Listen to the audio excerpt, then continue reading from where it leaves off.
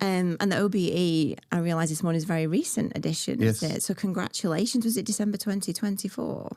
Yes, exactly this one. So I've not actually been for the investiture yet. I've only got the actual notification. Oh my gosh. Wow, congratulations. What a Christmas present. Absolutely.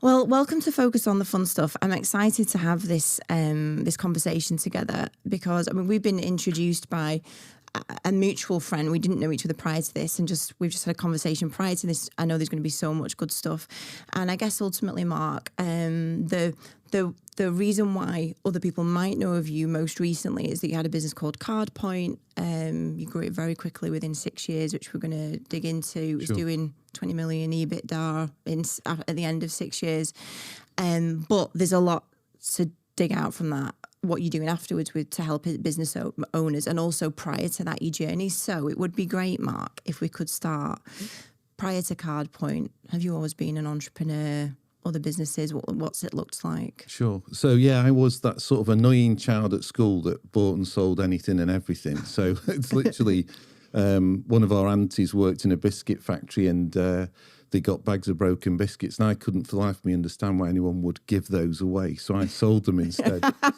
So from 8, I was making money, and basically rolled on from there. So throughout school, it was all organising parties and things like that. Anything that I could sort of fulfill a need and also make a profit from, really.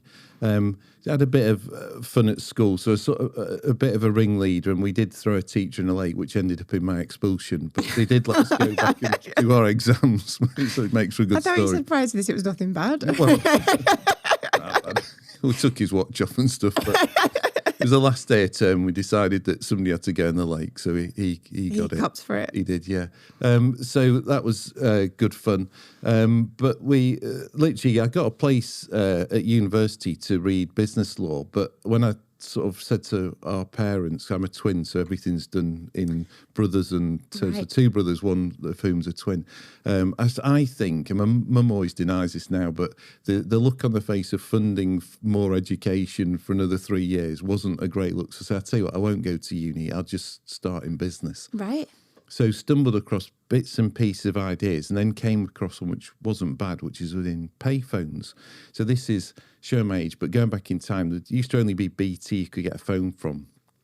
And the new type of phone came out where you could use different coins and things. So we sold a couple of thousand of those, me and one of my brothers. And that was a great business, apart from the fact I had no recurring income. So we didn't get paid every time the phone was used. So I ended up just sort of wrapping that up. Then we got into an advertising business, which was quite good. And then we got into a much better advertising business, which was, we developed some post boxes, which we put on petrol station forecourts with advertising on. And that sort of leads into the Cardpoint story, really. Right. Okay. And so, and you did just sell, if you could, before this episode, we went into just about the post box business, and it would be great if you could just delve into that a little bit. So the post boxes was literally sitting on a petrol station forecourt with my brother saying there's no real advertising on petrol stations. And we thought that was a bit of a loss because, everyone fills their car up sort of thing. So we approached all the petrol companies and they said, if you pay us £1,000 a year, you can put a hoarding up. So that wasn't ever really going to work economically. So I, in a throwaway comment with a petrol company, said, what is it that you really want on a petrol forecourt? And they said, in order, the National Lottery, a cash machine. I always say at this point, hold that thought. And then a post box. And I do show my age a bit because we did all drive around with letters on the dash of your car, and you could never park near a post box. It was really obvious to me that a petrol station would be a good place because you could post a letter. And actually, when we got into it, the margin you make on a greetings card is really high because it's just a piece of card and an envelope. Right. You make a bit of money on a stamp, but petrol station operators loved it when somebody came in, filled the car up, bought a card because they'd forgotten, their niece's birthday or whatever. Made more money on the card than filling up with petrol, on the petrol. Wow. So it was really quite good. So what we did was, we had no money really, but we managed to sign up about 2,000 petrol stations to have a post box. That gave me the leverage to go and see Nestle, who I persuaded to give us a contract. I have to laugh because when I think back, to give us a contract to go on 1,000 post boxes at £1,000 per year, which is £1 million.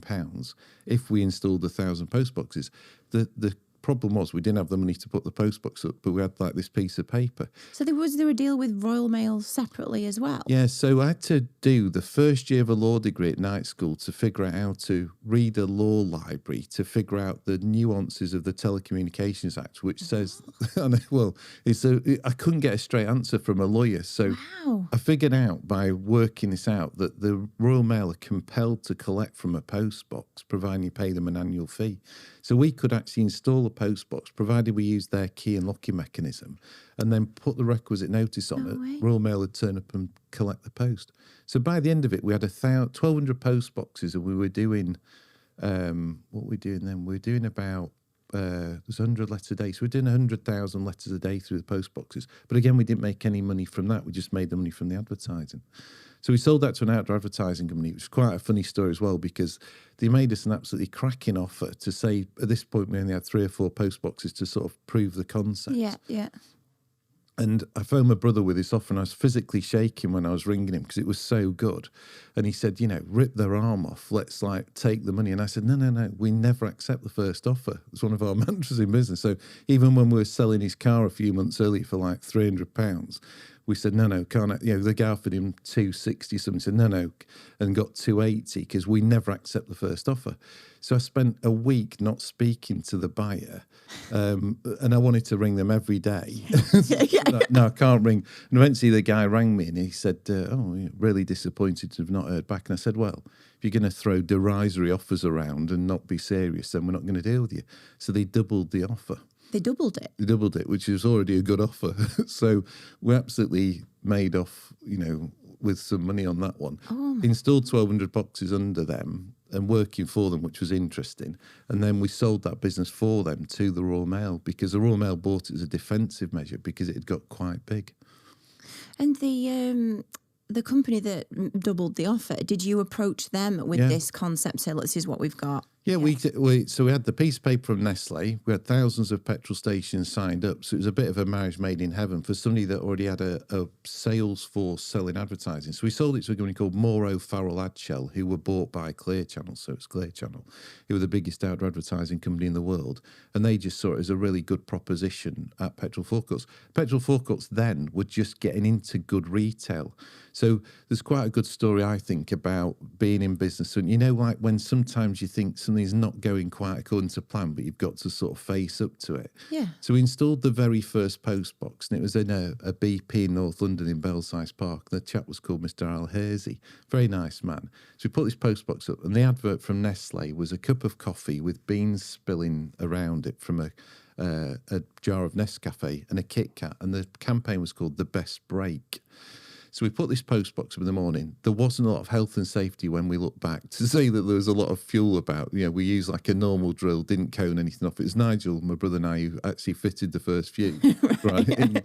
So the things you do in business. So we fitted this postbox and we're driving away to go and fit another one about 3 or 4 hours later. And my phone rang and it was Mr. Al Hersey. And I was looking at it thinking, is this going to be one of those things, it's been ripped off the wall or something catastrophic's happened? I thought, no, face into it. So I answered the phone and he said, Mark, he said, we've sold out of Kit Kats. We've sold out of all coffee. He said, it's been unbelievable. So I've sent my brother to Cash and Carry to get more coffee and Kit Kats. He said, unbelievable, because we'd placed it right by the door. He said, everyone that came in bought a Kit Kat. So we knew on day one we had an absolute winner. Oh, my God. Yeah, so Nestle really liked it after that. So we did roll out. It was good. All based on Mr. Al Hersey's sales for the day. Yeah. I'll come back to Mr. Al Hersey when we get to cashing, because another slightly amusing story with him as well. But it's really interesting because that business to me was not what you'd call a stereotypical business with people in an office and a man force. It's like you had an idea, you'd proved the concept, and then you went and sold it. Scale it up. So I say scaling things is probably more difficult than people give it credit for. But actually, if you get your model right, and I am a bit obsessed with business models, it's sort of a confession I have. Like if a business model doesn't work, then you're going to lose money, you're going to go bust ultimately. Yeah. So you have to get your model right. Yeah. If you do get your model right and you can scale it, then you've got a profitable, satisfying, fun business. Yeah. So I am pretty obsessive with people about get the model right. And that was right. That was a good model. Yeah. Yeah, we installed the postbox once. We could get paid year on year on year We had really easy cost base because it was just really the collection cost from the Royal Mail. There was next to no maintenance. It was a good, useful service, etc. So in terms of model, simple, effective, profitable. And recurring revenues as well. That seems to come up a lot in the chats that we've had there. Is that key for you as well? Definitely, because of the mistake I made on the payphones, really. But there was no mechanism to have a recurring income. But had I been able to get like a penny off every phone call of the thousands of payphones we put in, then I'd have retired at 21. But there was no version of doing that. So I always look back on that and thought that was the thing that meant the minute we went into a recession with that one, so the minute we got into a recession, no one wanted to buy anything. You basically wrap the business up. Whereas if it had recurring income, it would have lasted, in perpetuity. So my mantra has always been since then, you've got to have rule number one, recurring income.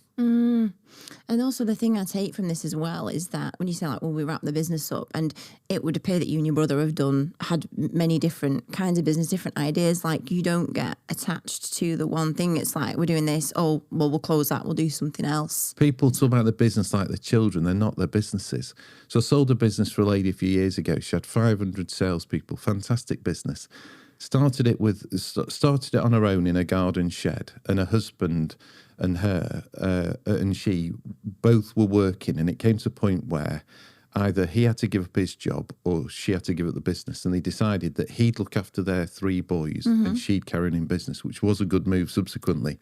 And after we sold it and they got a lot of money for it, I phoned her the next morning to see how she was, and he answered the phone. He said, to be honest, Mark, it feels like we sold one of the children. And I said, well, with the greatest respect, I wouldn't have got you as much for one of the kids. And I said to him, it's not a child, it's just a business. It's like a thing. So you're emotionally attached and invested when you're there, but at the end of the day, they are like a thing that you invariably pass on or don't do anymore. So you should be heart and soul, but it's a business. So I think you should have a bit of dispassion about business. So if something doesn't work, you should get out, because it's not going to work. If you've tried it, not everything's going to work. Even if you're resilient, even if you're persistent, some just don't work. So you're as well just saying, I'm out, and then doing something that does work, because it'll only affect you mentally if you carry on with something negative anyway. Yeah. But I think you do need that ruthlessness. But that's not to say you don't try really hard and do your level best, but they're not children, they're just businesses. Yeah, I resonated with that so much, because there's been times in my journey where I've been so connected to the business where it's like, this is me, this is Emma, yes. And it's not helpful for you even just to focus on the right things in the business, because you get so stuck down in a complaint that comes in or a team member that's not happy. You get in the minutiae because you're so involved in it, and that's right.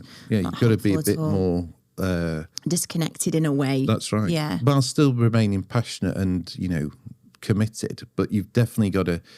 I always think with businesses, a good idea to think of it like an orchestra, where you can't play every instrument, but you might know how to play a lot of them, and you're the conductor, because you've got to get everyone else to do it in the right order.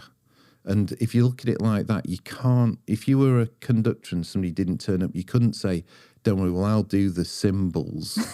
Because everyone will say, "But when do I come in?" He's like, "Oh yeah, that's not going to work, is it?" So you've got to maintain that conductor-like view of your business. So you're very connected to it, but, it's not just you, is it? What a great analogy. So Cardpoint, if we chat, but just prior to Cardpoint, can you just tell us about this story of going to the States? Because I think there's so many learnings. Yeah. Well, in the fact that you even decided to go. Yeah. So we sold the postbox business for the second time, so we did all right from that, and because we did for the second time. Yeah. So when we sold it to Clear Channel, we then sold it for them to the Royal Mail, and we'd negotiated what was called a sell-on clause. So I said, if you ever sell it again, they said, we'll never sell it again. It's going to be core to our business. So, well, if you ever did, we'd want to be paid again. They call it an anti-embarrassment clause.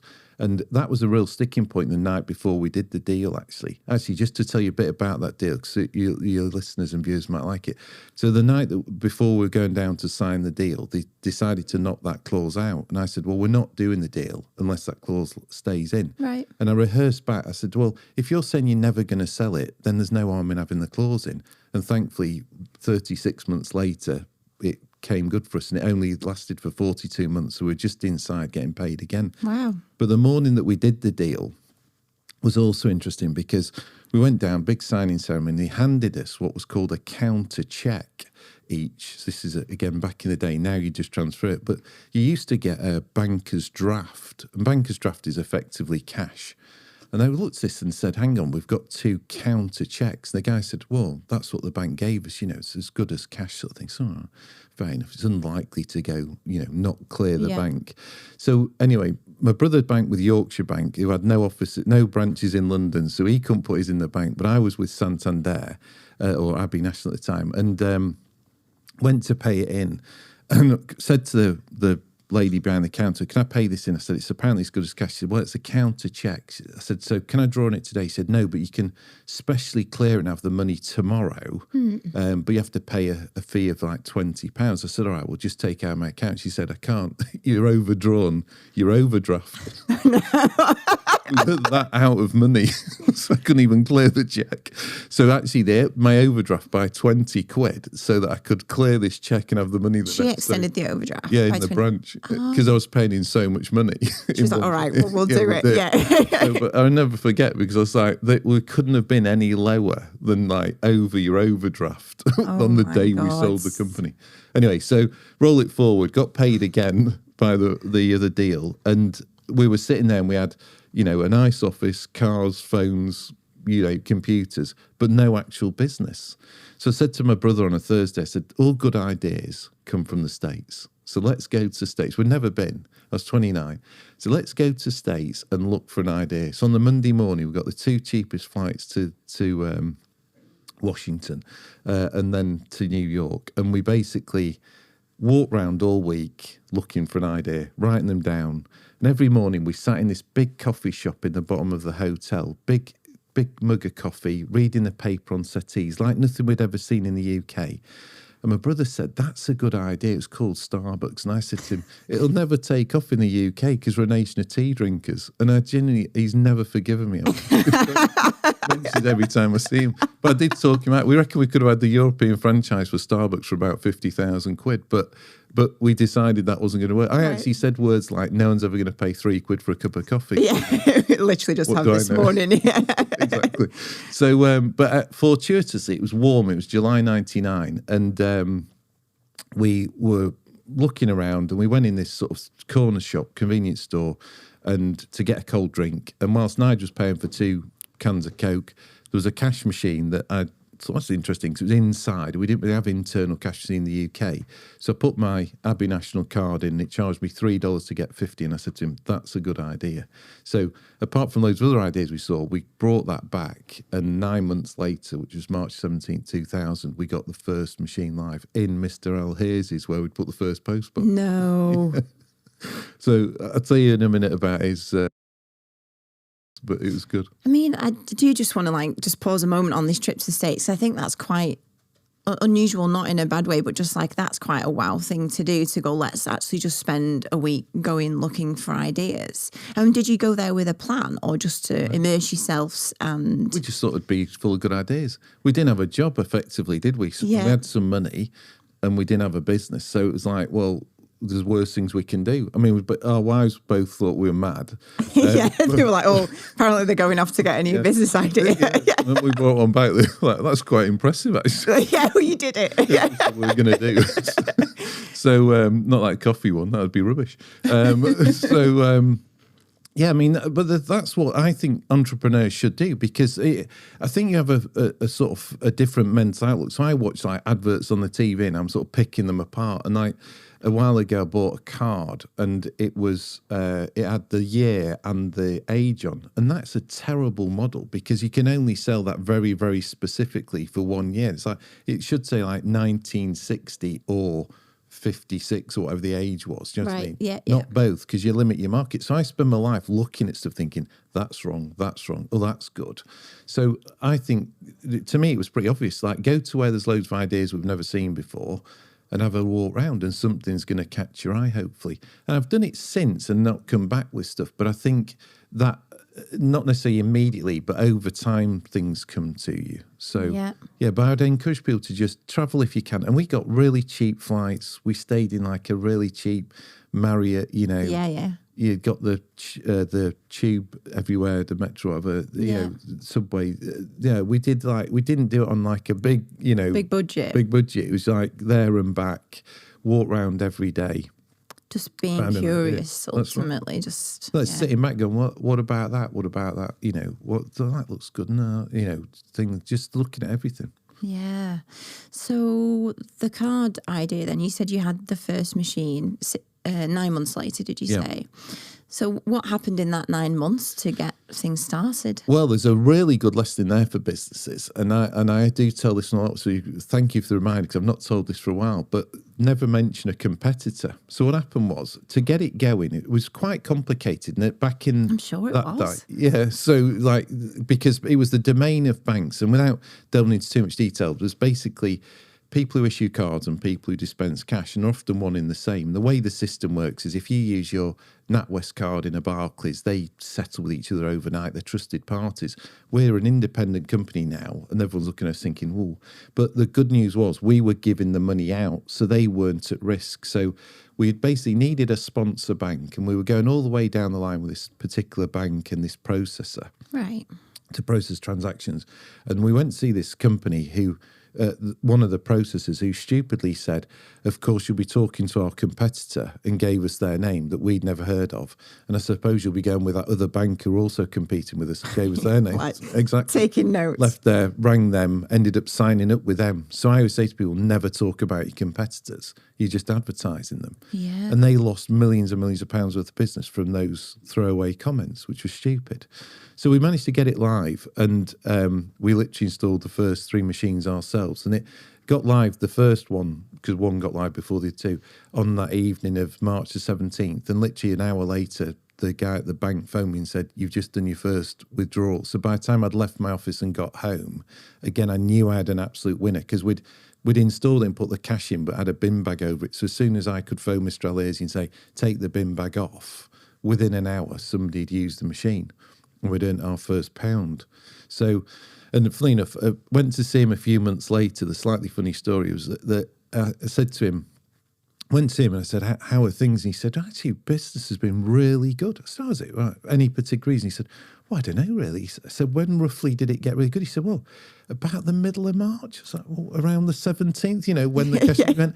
I don't think it's related. Anyway, I'm sitting talking to him for quite a while. I said, "Honestly, is there anything else that you can point to that's changed in the business?" "I'm pretty convinced it's cash." He said, "Honestly, Mark, it's not the cash." He said, "I think we just did like a good run with our business." All right. He said, "The only other thing is we get loads of new notes in the till." It's like, "What?" It's like, "The ones we dispense from." It is the cash machine. Yes. So we actually proved that people's propensity to spend increases when they've got cash. So basically, the average withdrawal was between 40 or £50. The average was 45. People tend to spend about 10% within about 2 minutes of taking money out. Really? But you could see the uplift in sales. So it was a great model in that respect. We're driving people's business. It's a destination. So, I need to fill up my car. I'll go to that petrol station rather than that one, because I can get cash and things like that. Yeah. And how difficult was that to get them in places around the country? Obviously, you had the relationship with Mr. Alesi, but then rolling it out, how did you go about doing that? Yeah, it was we had some good contacts from the postbox business, so we had a bit of a head start, but it wasn't easy. And again, some interesting stories. So we got a hold on all the motorway services, because that's a good dwell-time place. They didn't have enough cash machines. We ended up with Welcome Break being our biggest customer.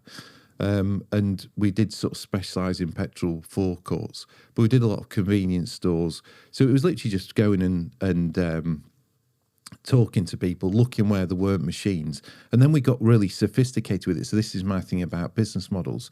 So we ended up being able to plot where every other cash machine was. We had demographic information. So we figured out who our users were as well, because not everyone would pay for a withdrawal, but most people would.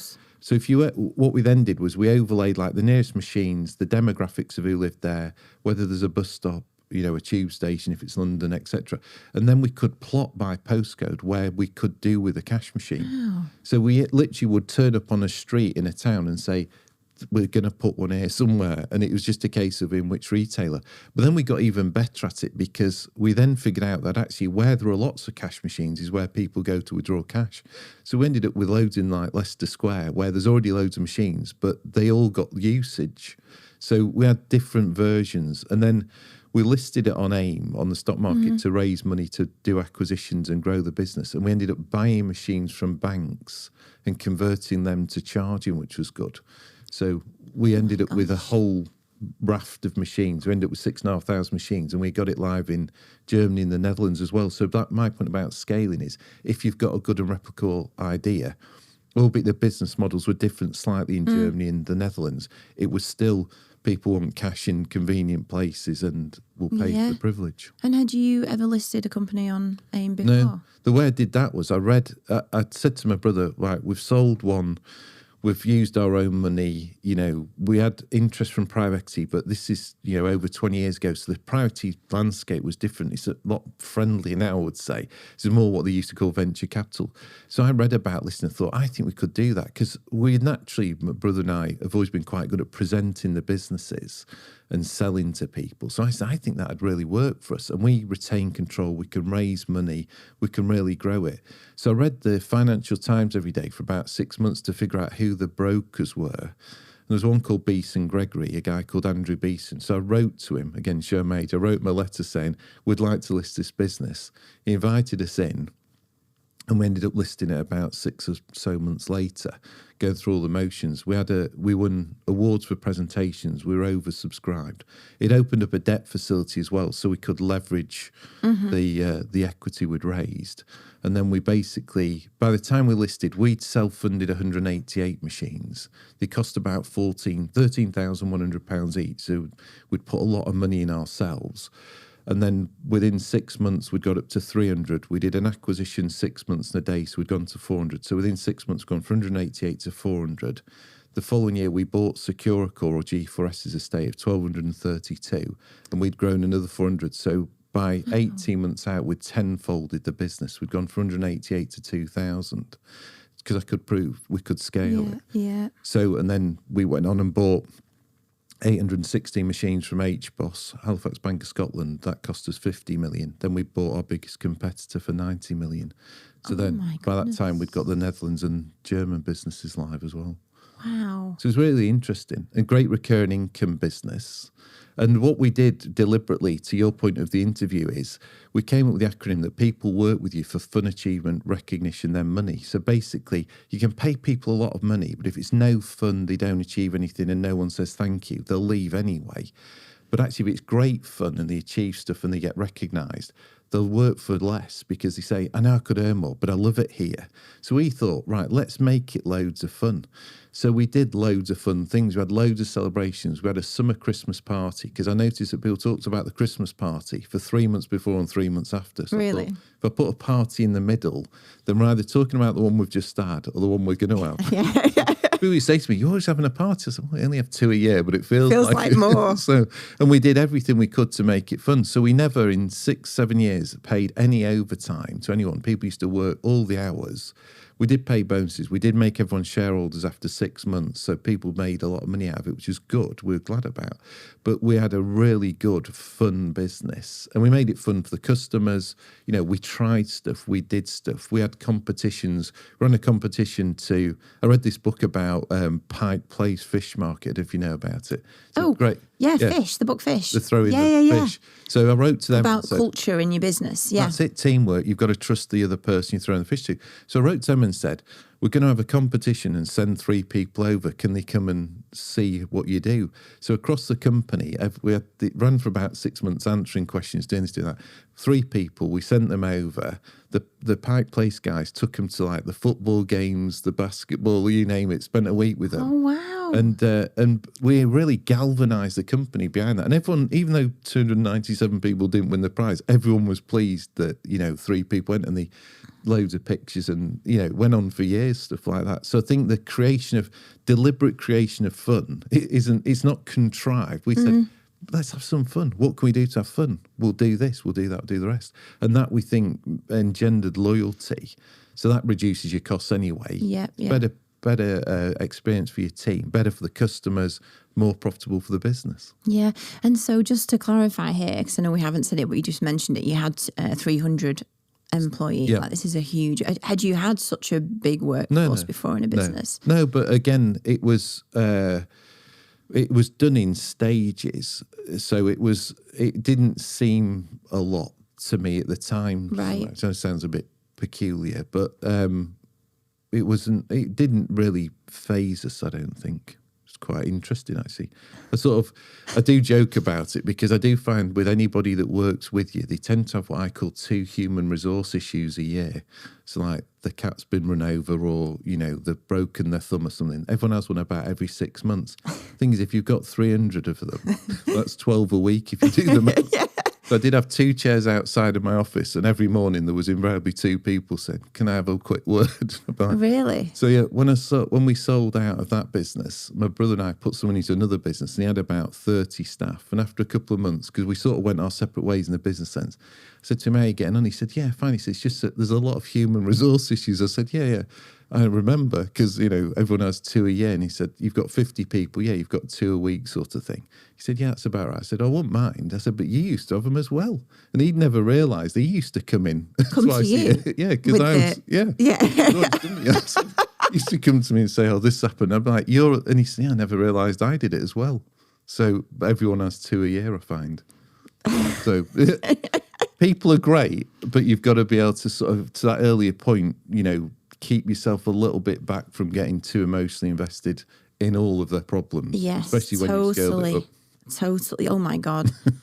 This story is so impressive, Mark. Honestly, there's so much to take from it. I feel like one of the things as well is that the businesses that you had, would you say there was quite a high barrier to entry? Like you've already like kind of given examples of, you've done so much learning, figuring things out. The things I've asked you, like, no, we didn't do that before, but we figured it out. Would you say that's a key bit to having a good business model, that there's a high Absolutely. It's a great question. I give you that, Emma, because I always say it is, honestly, because I do go on about this. So real or perceived barriers. So to tell you a quick story again, which I always find amusing. So when it came to putting the cash in the machines, this was another massive barrier to entry.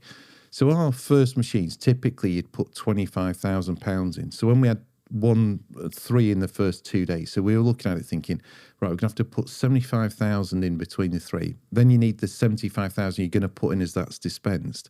So I said, this is going to take a lot of cash very quickly if we're not careful. So we went to see what was then called Gyrobank, so Alliance Investor, yeah. And the model they had was that supermarkets took a lot of cash, but they didn't give much cash out. They didn't pay the suppliers in cash. Post offices used to give a lot of cash out in benefits and pensions and things, but they didn't take much in. So Gyrobank's model was they went and got it all off the supermarkets and pushed it out through post offices. So Gyrobank was what was called note surplus. So they physically had too much cash because you weren't dispensing as much in pensions and benefits as you were taking from the supermarkets. So it's a nice problem to have. They were sitting on literal piles of cash. Really? So I said to them, could we use your cash and we'll pay you for it? So like stock. So they agreed that it's easy to work in slightly big numbers. So if on a Monday we ordered £1 million in cash, on the Monday we'd have an overdraft effectively of £1 million. On Tuesday they'd put the £1 million in our cash machines through Securicor, and then we'd dispense, say, £100,000. So on Wednesday, we'd only pay interest on 900,000 because we'd given them 100,000 back. Are you with me? Yeah. Now, bearing in mind, we got up to dispensing 500 million a month, so it's a lot of figuring this out. But when we signed the agreement with Gyrobank, the guy said to me, "How much do you think you're going to need?" And I said, "Well, I don't know." I said, "We could get up to 50, 100 machines." I said, at 25,000 quid each, and we're working out. We got to like a few million quid. And he said, "I tell you what," he said, "let's just leave it open-ended, because if you go above it, we won't have to redo the contract." Well, it turns out we ended up being the biggest user of their notes. Really? Yeah, because we were bigger than all of the building societies apart from Nationwide. So we'd gone right up the ranks. We were a great customer because we were dishing out 500 million a month by the end. So thankfully, it didn't limit it. But people used to say to me, I've looked at this cash machine thing and you can't get into it because we haven't got the cash to put in the machines. I'd say, well, no, you've got to have a lot of money on your, in your bank account to do it, which wasn't true because we'd actually borrowed it on a sort of notional overdraft basis. So that perception that there was a massive barrier to entry, not knowing there's actually a supplier out there that couldn't wait to give us the money, but I never told anyone. That was our closely guarded secret, because if we'd have told people that, all the barriers to entry pretty much would have gone away. So we managed to keep people out of the industry by telling everyone massive barriers to entry. Yeah. And the bit about competitors and loose lips, never telling people. Don't tell everybody everything. I say that all the time. And when you say we went to Gyrobank, did you just ask? Yeah. I do think that's a really, it's a very simple thing, but I think so many business owners get stuck in the weeds and they're stuck in all of this human resource stuff that they forget that what they should be doing is just like fishing out opportunities and strategies and things, but just asking, isn't it? Because so many times you can just ask and somebody goes, yeah, no problem. Yeah, let's have a chat. Or we're great in this country. Our inability in this country to say no is absolutely fabulous. Yeah. Because people 3 or 4 times invariably get worn down and say yes. Yeah. So we just sort of figured out, I must admit, I did go through every bank, don't get me wrong. So I literally had listed every bank and was sort of tele-canvassing them. And it was picky, and it was 9 months to get from like an idea to 3 machines in. So it wasn't easy. And my family motto is failure cannot live with persistence, which is, used to be above my desk and it is now translated into Latin as perseverante laurus, which is literally what I live by. So you can't give in. But that is what owners should do, is you should be thinking all the time, okay, there's all this stuff going on, but actually let's take a day a week out and go and look at big stuff, do big stuff, go and meet big people in your industry or otherwise and do that sort of thing. And that will definitely help you drive the business on. I love that. I hope people listening do just think, because most people, the weeks go by and it's just been busy and you can't quite put your finger on what I did, but I knew that I kept the cogs turning. Yeah. But actually just committing to, right, this Friday. That's you it. don't necessarily have to fly to the States. It's just spending time, isn't it, to go, what could this next move be? Lift yourself out a little bit, but plan it. Because that's the thing, is I'm a bit obsessive with business plans, business models. So I plan what I'm going to do. Because I read years ago, the most successful people do, they don't sort of tip up in the morning. They go, right, between 9 and 10, I'm going to do that. 10 and 11:30, I'll do that. So you should be able to say, even if you have to say, all right, I'm really busy, but 3 weeks on Tuesday, I will go and see like a big supplier, a big competitor, a big customer, whatever, or spend an hour driving around, looking for something or whatever, or solve that problem, diarise it, stick to it, do it, measure yourself against it, and then you'll succeed at it. Okay, so this is super interesting. So in your journey, in Cardpoint particularly, because just to clarify here, so you started in 2000. By 2006, you had 20 million EBITDA. Yes, the revenue. What was the size of the business? You had 300 staff. 300 staff, 6,500 machines, 100 million of income in the £1.50. So people sometimes say to me, it's difficult to scale this business up. So, well, my highest selling price was £1.85. We turned over 100 million quid. So, I didn't have 10 contracts at 10 million. This was made up of lots of little amounts. In fact, we got paid 19.4p if somebody did a balance inquiry, and the 0.4 was very important because we're doing millions of them. So I've had a business model that was down to tenths of a penny. Tiny transactions. Yeah, so people sometimes say to me, it's easy for you to go, well, if you've worked in tenths of a penny, you kind of know how to count more than anything. So that, and then what happened was, it's a bit of a long story, but we had an offer for the business, which was good, very good. But my co-shareholders in the city thought that it wasn't good enough and that we should carry on. And I said, no, we should take the offer. So in the end, my brother and I exited and we took the offer in source. The company didn't get bought at that point as such, but it ended up being bought out by private equity. And a very long story short, it's been bought again and bought again. And I was actually at an award ceremony when it was sold again. And I'm sitting on this table and all these people are cheering because Cardpoint had been sold to this American company. He always wanted to buy something, and I knew them. And somebody said to me, it's a bit odd, isn't it? That's your company. And I was like, well, yeah, but it's not one of my kids, as we said earlier. Yeah. You know, it's just a business. And won an award for Best International M&A deal. And then it subsequently was bought by NCR and now belongs to NCR, from whom we bought the original cash machines. No. So really circular that they now own the business that we bought their machines.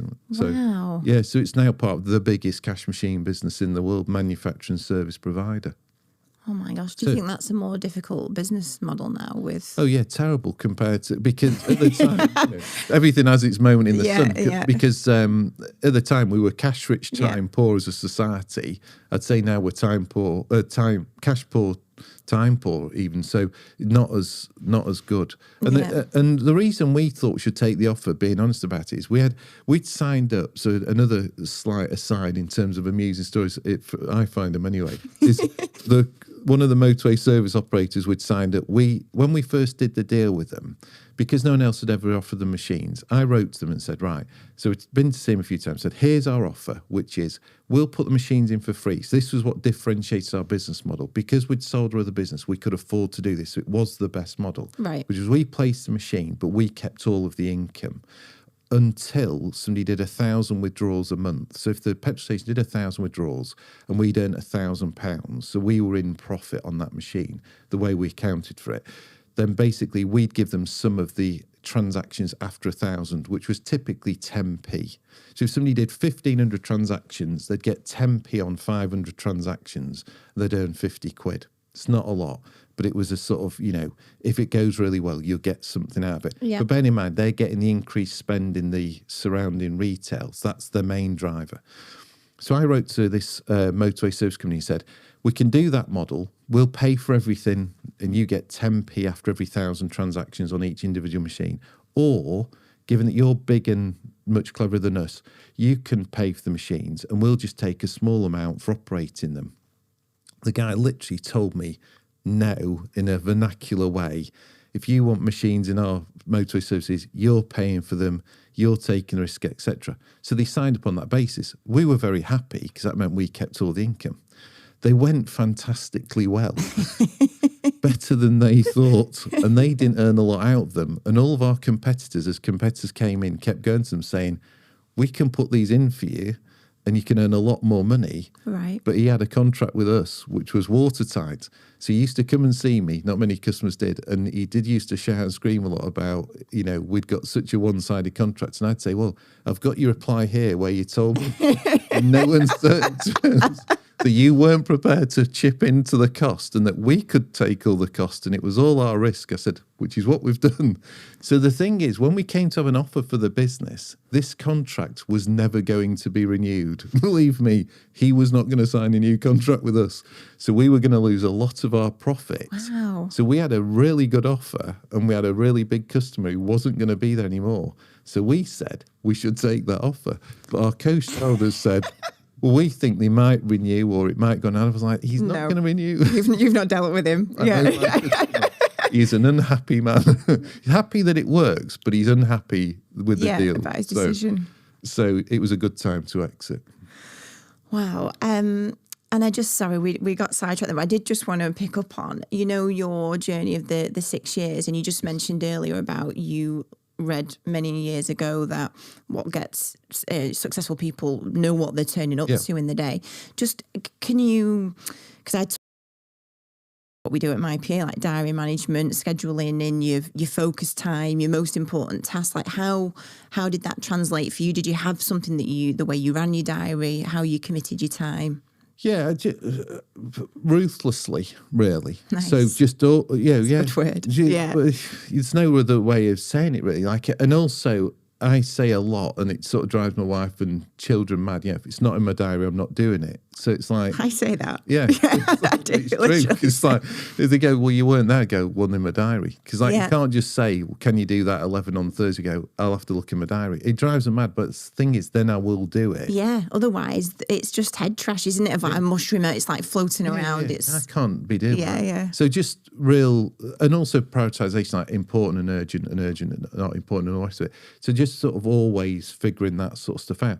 And a good sky thinking business in a nice, to be able to say no in a nice way. So not just no, like I'm not seeing you or not doing that. Just look, I can't prioritize that. I can't do that, whatever. Just having a nice manner in being able to say no.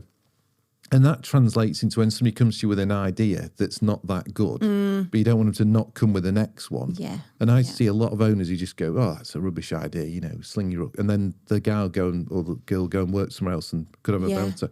So I think that ability to be ruthless in a nice way is probably the way to manage your time best of all. Yeah, like be discerning about actually where you're spending your time. And be careful not to create loads of stuff that will then create more noise for your diary. How do you mean? So if you put yourself out too much, so I love doing things like this. I used to do a bit of speaking, but if you speak to 1,000 people, you know, you do get sort of 40 requests the next day for stuff. So you think, well, I was glad I did the speaking, but now I've got a load of people to deal with. If I hadn't done the speaking, would I have all that sort of coming back the other way? So just think about the sort of, you know, effects of your actions, really. Nice.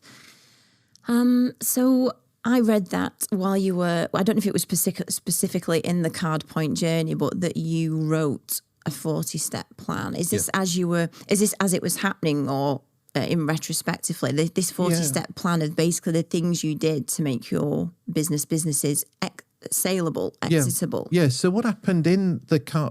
Because we'd sold the postbox business, I kind of learned quite a lot from that, but I hadn't really documented it. So when it came to Cardpoint, again, with my obsessiveness of business plans, I kind of broke into 3 parts. So one was idea origination, so actually find an idea, or if you've already got a business, sort of refining your model. So that's sort of module 1.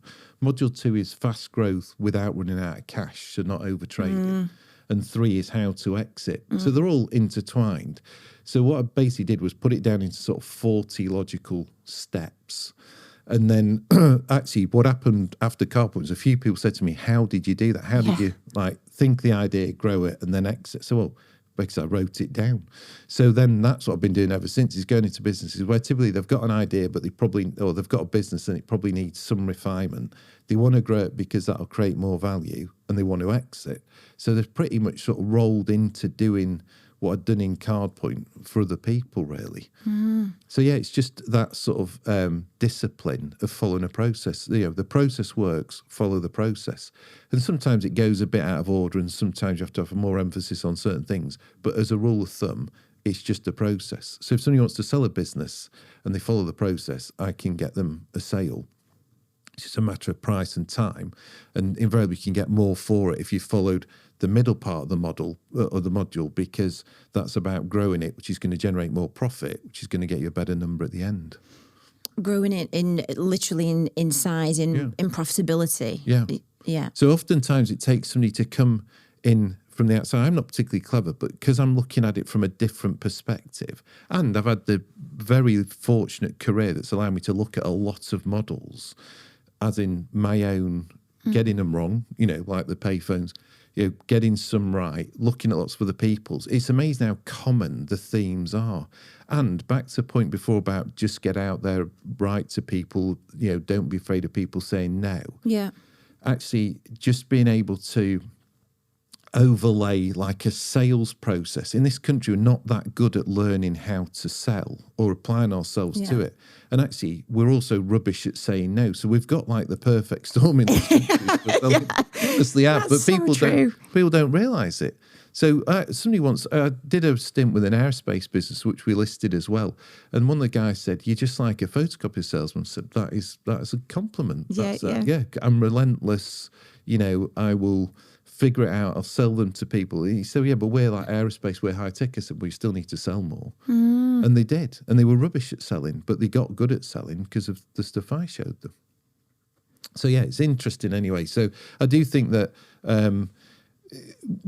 if you want to really do something with your business, you've got to get the model right. You've got to figure out how to scale it, figure out a process in your own head, and set your tasks daily, set your goals, and then just execute on the plan and be ruthless about it. Gosh, it sounds so simple. It is simple in theory. Yeah. I know there's a More lot behind that, and you've already made this super clear. Like, you haven't just had a simple journey. No. There's been so much energy and effort into it. And it doesn't always go according to plan. No, of course. And I think the setting of the goals as well that you just mentioned, when you do that well, or they're meaningful to you, or you think they're achievable, or you're trying to get to it, I think it makes everything else, it makes you make better decisions, you know, when you focus on where you're going. Because I think there's a lot of people that possibly listening to this also that are a bit like, well, they're just in the grind and they've kind of forgotten where they want to go or where they're heading to. But when you know that, then it's like, right, well, if I am actually going to get there by this date, I can work back and this is what I should be doing, the high value stuff every day. Definitely. And also thinking about what you're good at, what you like doing. So sold a business for a guy who's now one of my best mates because we did so well out of it. But he was a plumber, but he was never, by his own admission, a great plumber. But he was very good at running plumbers. So he ended up with like 100 odd guys working for him. We sold it really well. And he accepts that, you know, he's not very good with taps, but he was good at men who mended taps. Yeah. So he'd figured out fairly early on, his strength wasn't doing the doing. His strength was managing people. Now, ironically, a lot of business owners do get a bit sort of hacked off with the business when they realise that they started off doing X, like plumbing, and actually all you end up being is a people manager. So you've got to have a good think about what you do, what like you want to do. Yeah. Oh, that's so true. Yeah. That's really interesting because I was going to just ask you about, because the businesses you've talked about so far, ultimately, I guess, are a product that you're selling. And I was going to say, do you think, or do you work with businesses that have a service business as well? Like the plumbers that are also able to fast growth, scale, exit. Yeah, so I'm agnostic about business, whatever they do. And if you think about what I do, I'm a service business. So I'm growing a service business of helping people sell their businesses. Mm-hmm. So you can break any business into four things, I think, which is customers, suppliers, your team, and then your other stakeholders, which are a bit of a cheat, but it's like your bank, your landlord, whatever. Yeah. And what you've got to do is, I think you've got to keep those in equilibrium. So if you've got a really bad supply chain of whatever, things cost you too much, it's not reliable, it will affect your customers. So it pulls that out of kilter. Right. And so if your team aren't happy, they won't treat your customers right. So they're out of kilter, they're out of kilter. You know, everything's related. So I literally sit in board meetings and say, look, we've got to get all four things right. So it doesn't really matter what the product is or service is. If you get that bit right and the model's right, if you overlay that you've got a good model, it can be profitable if you scale it up, then that's business. It's no more complicated. People always say to me, no, our business is more complicated. It honestly isn't. I've never come across one that's more complicated than the last one or even more complicated, etc. Because I've run complicated ones anyway, but people thought they were simple. Yeah. So if you break it down, then you've got half a chance of making it successful. What about the element of, so say like with your friends and his plumbing business, I always think that there's an added element of complication when the service is delivered by people. Cool. Because, you know, so like when you're withdrawing from the cash machine, I know there's so much that happened in the background, but the things happening. Yeah, but the cash machines never went on strike or didn't turn up for work. That's my point. But without the people in the office, they didn't work, if you see what I mean. So there's always, invariably, there's a human element. But that comes a bit down to the fun achievement recognition money, because I've had loads of people work with me that I've never really been let down by anyone that I can think of, not sort of markedly. I hope, because I've team made member wise. Yeah. Do you mean? Yeah. And I dislike two things. I dislike calling anybody staff or that they work for me. Same. I hate them. So it's, I think, derisory. So or derogatory. So I say, you know, anyone I've worked with, most people will have. Yeah, I've had people go out to do stuff when they've been down of the flu because they didn't want to let them down. I'm like, no, go home. You're ill. But so I think if you create the right atmosphere, people, they don't wake up in the morning thinking, how can I swing the lead? They wake up thinking, I hope this will be a good day. It's interesting. You've got to make it interesting. You've got to make it fun. They've got to achieve stuff which is interesting. They've got to be recognised, say thank you, which again, we're not that great at in this country, better than we were, unless you've got to pay them. But if you do that, then the human element, I think you massively minimise that risk. If you've got a disenfranchised workforce that don't like, it's no fun, they're not really achieving anything, no one's saying thank you, and you're paying rubbish wages, well, with respect, they're probably not going to turn up, are they? It's going to be tricky, Yeah. Can I just ask you, like, on this topic now, how did you, because what you've just explained, because your analogy is farm, ultimately, isn't it, with the fun achievement. So how did you have you got any advice on just how you instilled this methodology and like the Mark Mills way without having to, because when you've got 300 staff, you can't be accessible to everyone. And how did you make sure that flowed through the whole business? Yeah, so it did have a good structure. So I had, my board of directors, and then we had management layers and the rest of it. But what I did do, so I had all that, this is how we're going to do it, and I want you to cascade this across everybody. But I also did lots of talks to everybody. So every time I turned up to any of the offices, I'd get everyone together. We'd put the phones on divert to one of the other offices, and I'd give them like a heads up of where we're at. And I'd invariably tell a few jokes, some funny stories and all that stuff, and thank them for what they were doing, and then see them again. So I did a lot of that. And how often would you do, you do this? Yeah, so it's all about diary of management. So I was in like our main office in Blackpool on a Monday. I was in London on a Tuesday, typically in the Netherlands on a Wednesday, Germany on a Thursday, and then possibly back in the UK on the Friday. So, and then I'd have slugs of time as well. So I'd try and see, and we had different offices in the UK. So every 2 to 3 weeks, I'd try and see everybody as much as I could. But we had 100 engineers on the road. But what I did was with them was I went to their quarterly meetings. So I'd turn up to them and chat to everybody, and I'd go out on the road with them. So, one story about that in terms of like what you should do as a senior person in the businesses. So we were getting really bad availability on machines because the engineers were taking so long to mend them. And people were saying, well, there must be rubbish. And I said, well, let's go and find out before we make all the assumptions. Yeah. So I met one of our engineer guys, and sort of not scruffs, but like in like working clothes. And we went into this spa shop, I'll never forget. And we sort of they served everybody before us because it was like, oh no, customers first. And I was saying, this is odd because when I go in my suit, normally they pick you out from the back of the queue and say, are you here to see Mr. Smith, the owner? And you go, yeah, I'm actually. And they go, do you want to come through the back? Whereas we're in our like work clothes and you're the bottom of the pile. So anyway, we mended this machine. We then went to an army base where we had 3 machines and we had like the wrong tech, so they had to go around the other 2 machines first. So we wasted loads of time. This is all in one day, my learning. And came back and I said, right, well, there's a number of things we need to do. We need to change the tech. We need better vans. And we also need a uniform, in inverted commas, that looks a bit like a suit, but is practical. So we gave them like these really smart blouses and a shirt. They didn't have to wear a tie, but they looked like they were in a suit when they went in. Wow. And our availability went up because they got to see the machines quicker. Oh my gosh! So and no one had sort of gone and done that. So from a leader, so all the engineers. So I went out one engineer that day, but all the engineers thought I was a hero because they all got new vans.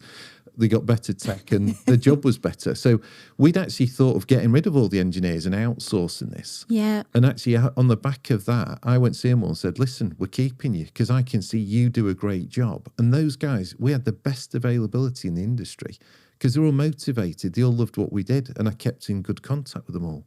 It wasn't easy. I'm not saying any of this is particularly easy. No. Like, a lot of people keep them motivated, particularly if you have like tough times as well and you've still got to go out there. But actually that's your job. So you should deliver it to the best of your ability. Oh, I love that. Yeah, I mean, I think also just from, because I think the stuff you're talking about there, a lot of people who've probably got smaller businesses will go, I'm too busy to do that, or I'm too busy to actually go and chat to the staff much, or, and actually though, because you're not stuck in the weeds and you're really focusing on this high level stuff, and you can then go out and make the time to do this. Yeah, it's a bit like I say to people, go and see your best customers more often. That never fails to get you more business. So never forget to talk to your team as much as you can because you're going to learn a lot about stuff. By the way, I should add in that, for all my success and all the rest of it as it is, you should never get ahead of yourself. And when I had the offer for Cardpoint, I meant to mention earlier, I went home, couldn't tell anyone because we were a public company at the time and I had this offer, but I could tell my wife, sworn to secrecy. And I went in and I said to her, we had an offer. The offer was it was in dollars. It was like $250 million. I said, you've hardly seen me. I've hardly seen you and the kids for like the past 6 or 7 years. But finally got a massive offer. All will be good now and all the rest of it. And she looked at me and I thought she's going to say something really profound now. And she turned away and she walked towards the kitchen window. And I could actually feel my heart beating in my chest. I thought, this is going to be a seminal moment in our marriage. But she's going to tell me how proud she is, how clever I am and all the rest of it. She said, it looks like it's going to rain. Will you bring the washing in? So I was like, you're not fazed by my success, are you? You have to bring the washing in. Because I find a happy home, or my happy home is I bring the washing in, put the bins out and empty the dishwasher. You've got your things to do and then that, yeah. So we're organised. So, and I'll never forget, because she always said, well, I don't want you getting ahead of yourself, which is true, isn't it? So even when, and I met the guy who sold out the drinks business, not Simple, what's it called? The Smoothies. Innocent. Innocent, that's it. To Coca-Cola. And he said he had a very similar experience. It's quite funny because we were sharing the same thing. He said he went home, he'd been on it for like a week, he'd hardly slept and all the rest of it, sold out to Coke for hundreds of millions or whatever. He went home and his wife said, well, you've only got a couple of hours to take those shelves back to IKEA that we bought last week, or we won't get our money back. He said, £200 million a bank. And he said, I'm standing in IKEA not having slept all week. 60 quid. And I said, well, my wife, it was bring the washing in. Keeping it real and normal. Well, it's true, isn't it? It's not going to bring itself in. Wow. So talk to people a lot. Don't be afraid to get your hands dirty in your business to understand it better, but also keep that elevation of looking onto the horizon. Because the funny thing is, your team, by the way, they want you to be the person that's out looking. They don't want you in the weeds. Like if you're in the weeds with them all the time, like how are you going to ever progress this? So they want leadership. Yeah. So you should deliver that to your team. Yeah. Gosh, Mark, this is fantastic. I'll be immediately, as soon as you leave, I'll be making loads of notes and re-listening to this shortly after. It's really, really good stuff. Kind. I'm sure you've had other good people. Honestly, no, it is so much to take from it. And just, and we are drawing towards the end of our time together. Just a couple of questions. So when you just mentioned about you'd hardly seen your family for 6 or 7, like literally just how was the realism of it? How was that? Yeah, it was away a lot. I need to do this. Yeah. So when we came with the idea, I said to my wife, this is a really good one. Like, I'm going to have to do this because it'll make a lot of difference to us. So she was fully behind me with it. But again, like the discipline. So Sundays were pretty sacrosanct. I say pretty because I used to go to work before everyone got up and I'd come home. Then I'd go back at night when the kids had gone to bed. Yeah, because it was a bit of a 6.5 day a week job. But we did take holidays. What I developed on holidays was wherever you are in the world, get up early and work for a couple of hours. And then if you're in the pool with the kids all day, don't be on your phone. You're in the pool, yeah. And then at night, when they're all getting ready, excuse me, I can get ready in like 10 minutes. You know, I had another hour. So whatever time zone I was in, I could always talk to somebody or, you know, deal with emails and stuff. And I just tell them that's my method. So unless it's like massively, massively critical or urgent, you know, I will be, you know, carrying a kid on my shoulders in a swimming pool during the day because that's what we're there for. And also that does recharge your batteries. So yeah, it was full on. And it was interesting actually afterwards because it's completely not full on. So like the week I left, you know, I dropped the kids off at school, went to gym, and I was home by 10 o'clock saying, right, what we do for the day? And wife's like, you need to get a job or something because it's not going to work. Can't go from like that to that. So I did start up again, doing what I'm doing now. But yeah, no, it was an interesting. There is some sacrifice in there, obviously. Yeah, totally. I've heard that so much before. There's a guy called Nigel who's mentored me for a long time, and he's always said he realised he couldn't do all the things really well. So at one time he'd be a really good father and husband in that focused time, and then he'd have to be all in on work. And as long as you're kind of at peace with, I'm going to just do this one thing really well, and as I move between them. Yeah.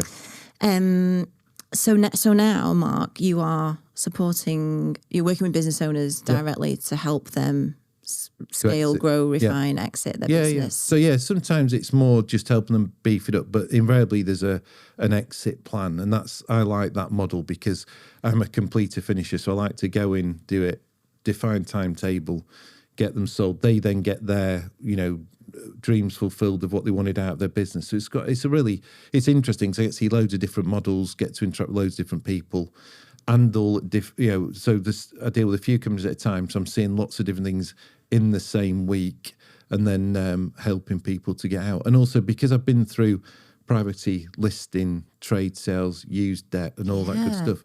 there's not a lot in the sort of overall sense I haven't been through. seen. Yeah, good and bad. So somebody once said it's like you've been there, got the T-shirt, and I said, yeah, and the scars underneath, because I've been through the rubbishy versions as well, so I can help people to avoid some of that. So oftentimes when I've sold a business with somebody, they'll say afterwards, actually, it wasn't that bad. And I say, well, yeah, because you had somebody helping you do it. Like when you've done it on your own, it's a bit trickier, really. So that's fine. So in terms of the people that you're helping, is the initial like a conversation around this is what my business is, and can you like immediately see that this has got legs, or this needs a bit of, like, oh, actually this is not going to be scalable and exitable? Yeah, most times, you do get a sense for things. And the main thing with me is that sometimes people don't really want to scale or exit. They sort of think they do, but they don't. So I test them a bit. And sometimes people say, look, you don't want to sell. Like, you just want it better, which is fine. And if I can help you, I will. But, you probably want a different solution to me. But normally, most things can be scaled up. We're limited, by our own capacity, and really, aren't we? So if you bring somebody in that sort of can show you how to unlock some stuff. So I did one a few years ago. It was really interesting. The guy had 2 strategic issues. He just couldn't solve them. So I've got a process for solving that sort of issue. We went through it and he was like, bloody hell. And, before you knew it, his business really took off. We sold that really well. But he just couldn't see it because he was so ingrained in it. Very good business, but he just couldn't, on his own, fathom it out. And I'm not saying it was particularly because it was me. He just needed somebody to do it with him. To help, so oftentimes it's just that, really. It's just having a bit more oomph in the whole thing. And I know we talked before about if you speak and you get the 40 requests the next day, but just in case there's anybody listening, they're like, I would really like to have a conversation with you. Yeah. Your website is mark.co.uk, so it's pretty easy to remember. It's just mark.co.uk. Yeah. Fantastic. And my email's mark@mark.co.uk. So happy to chat to people, time driven. But more than happy to help people along the way. Amazing. Honestly, today I think there's just been so much value for so many different kind of business owners, Mark. Can't thank you enough for agreeing to come on the podcast. No, well, thank you for having me, Emma. It's been a joy. Thank you very much.